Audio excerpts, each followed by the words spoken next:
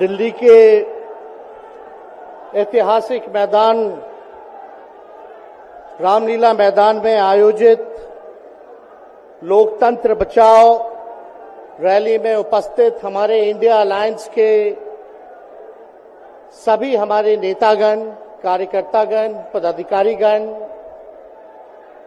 दिल्ली, पंजाब, बिहार से आए हुए सभी हमारे अभिभावक, बुजुर्ग, माताएं, बहनें और नौजवान युवा साथी, आप सबका इस रैली में हम स्वागत करते हैं। आप सब लोगों का अभिनंदन करते हैं। ये दिल्ली की भीड़ बता रही है कि मोदी जी जिस तरह से आंधी की तरह आए थे उसी तरह तूफान की तरह चले जाएंगे।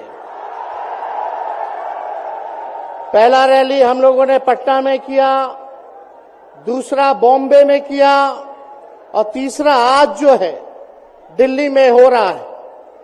और मैं बता दूं, देश के कोने कोने में जहां भी हम लोग जा रहे हैं वहां जनता का साथ, आशीर्वाद मिल रहा है। आज हम सब लोग एकजुट हुए हैं देश के लोकतंत्र, देश के संविधान, देश के भाईचारा को बचाने के लिए।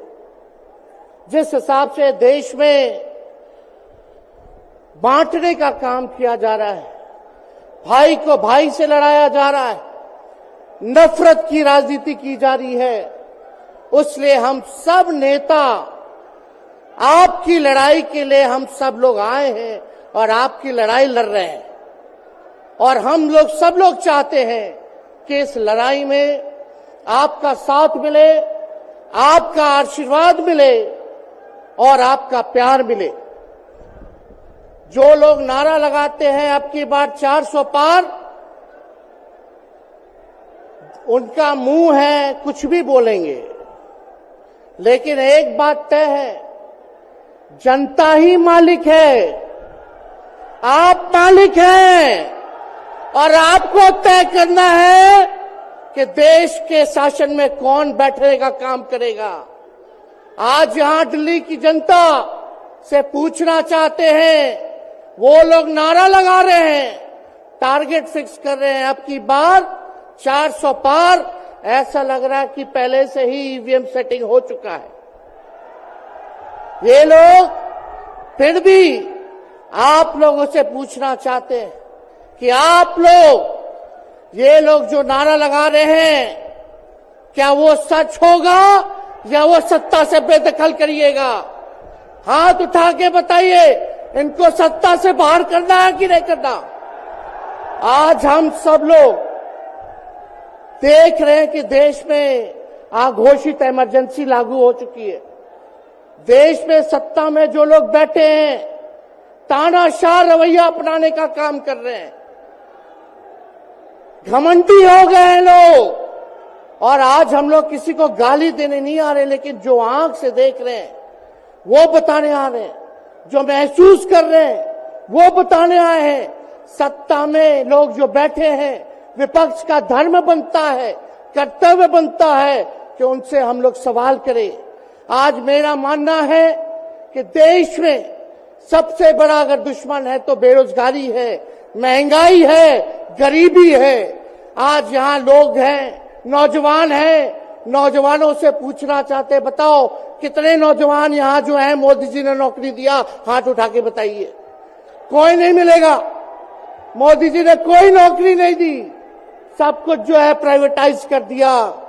और हम लोगों ने बिहार में जब कांग्रेस लेफ्ट इंडिया अलायंस की सरकार थी, 17 महीने में 5 लाख नौकरी हम लोगों ने देने का काम किया। आज किसान तबाह है, युवा परेशान है, लेकिन किसानों से मोदी जी को मिलने का समय नहीं है। मोदी जी मिलते तो प्रियंका चोपड़ा से मिलेंगे, किसानों से नहीं मिलेंगे।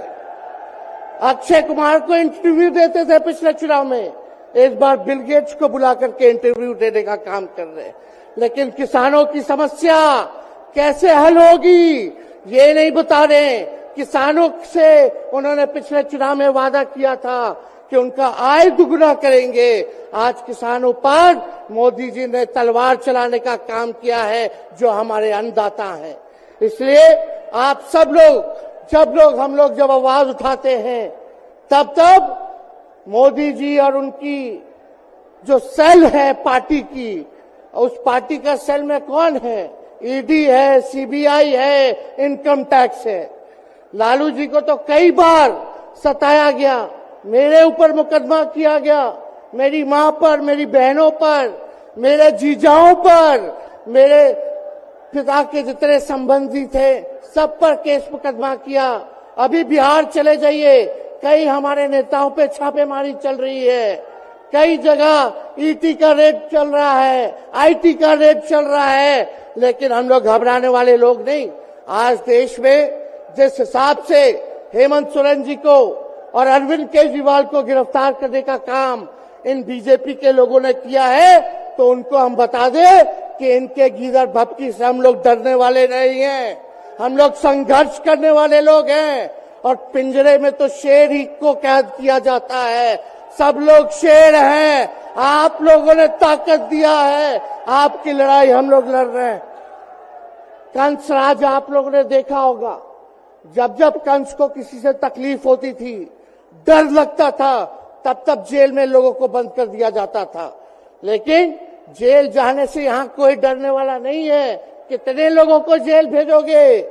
लेकिन जब जनता जब जवाब देगी, जब वोट का चोट दीजिएगा, तो मोदी जी हाथ मलने का काम करेंगे, सत्ता से बेदखल हो जाएंगे।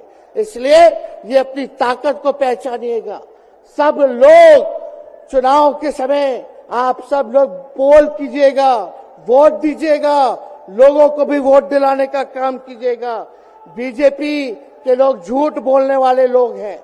ये लोग यूरिया को भी चीनी बना देते हैं, ये लोग गोबर को भी हलवा दे करके परोस देते हैं, ये लोग आंख फोड़ करके चश्मा दे देंगे और फिर बोलेंगे देखो हमने चश्मा दिया। ये झूठी पार्टी है, इसलिए इन पे विश्वास मत कीजिएगा। मोदी जी कहते हैं कि उनका गारंटी मजबूत गारंटी है, गारंटी की बात करते हैं। हम बोलते हैं मोदी जी की गारंटी वैसे ही गारंटी है जैसे चाइनीज माल होता है, 2-4 बार इस्तेमाल करोगे और वो गारंटी जो है खत्म हो जाता है, टूट जाता है, खराब हो जाता है। तो जब तक चुनाव है तब तक ही मोदी जी की गारंटी है, बाकी कुछ नहीं। 2 करोड़ रोजगार का क्या हुआ, 15-15 लाख रुपए का क्या हुआ, ये जवाब नहीं देने वाले। लेकिन हमेशा जो है प्रोपेगेंडा चलाने का काम करते हैं और लोगों को भटकाने का काम करते हैं। इसलिए आप सब लोगों को सावधान रहना पड़ेगा। इनके झूठ पे आप लोग विश्वास मत कीजिएगा। और हम सब लोगों ने आज तस्वीर देखा, आज तस्वीर क्या देखा कि आज महामहिम राष्ट्रपति जी आडवाणी जी को भारत रत्न देकर के सम्मानित कर रही थी। मोदी जी आडवाणी जी के बगल में बैठे हुए हैं, राष्ट्रपति खड़ा होकर के सम्मानित कर दिए हैं, लेकिन मोदी जी खड़ा भी नहीं हुए राष्ट्रपति के सम्मान में, खड़ा भी नहीं हुए। इससे पहले भी हम लोगों ने तस्वीर देखी कि राष्ट्रपति पीछे पीछे चल रही है, मोदी जी आगे आगे चल रहे हैं। ये हम आप सब लोगों को बताना चाहते हैं कि इनका संविधान पे कोई विश्वास नहीं है। ये लोग नागपुरिया कानून को लागू करना चाहते हैं, आरएसएस के एजेंडे को लागू करना चाहते हैं। इसलिए ज्यादा कुछ ना कहते हुए एक आंकड़ा हम जरूर बताना चाहेंगे। देश में इंटरनेशनल लेबर ऑर्गेनाइजेशन ने सर्वे किया है, उसमें आंकड़े हैं कि आज देश में बेरोजगारों में से 83% युवा है। पढ़े लिखे युवाओं में बेरोजगारी लगभग 65% है। ग्रामीण क्षेत्रों में सिर्फ 17.5% युवाओं के पास ही काम है। यानी भारत की आत्मा गांव में 82% युवा आज बेरोजगार हैं और मोदी जी इसके बारे में कोई काम नहीं किया। आप एक बार विश्वास कीजिएगा, अगर इंडिया सरकार की अलायंस की सरकार बनती है तो नौजवानों को हम लोग नौकरी देने का काम करेंगे, बेरोजगारी को दूर करेंगे। और जाते जाते बहुत सारे नेताओं को बोलना है, लेकिन एक अंत हम करेंगे एक गाने के साथ। और आप लोगों ने गोविंदा का फिल्म का एक गाना सुना होगा कि तुम तो धोखेबाज हो, वादा करके भूल जाते हो। रोज रोज मोदी जी तुम ऐसा करोगे, रोज रोज मोदी जी तुम ऐसा करोगे, जनता जो रूठ गई तो हाथ मलोगे। अरे तुम तो धोखेबाज हो, वादा करके भाग जाते हो। तो आप सब लोगों को बहुत बहुत धन्यवाद। आप सब लोगों का आशीर्वाद मिले और हम सभी लोगों जो है आज मिसेस केजरीवाल और हमारी बहन कल्पना जी के साथ हम लोग जो है मजबूती के साथ खड़े हैं और इस लड़ाई को लड़ेंगे और जीतेंगे। बहुत बहुत धन्यवाद। जय हिंद। बहुत बहुत धन्यवाद।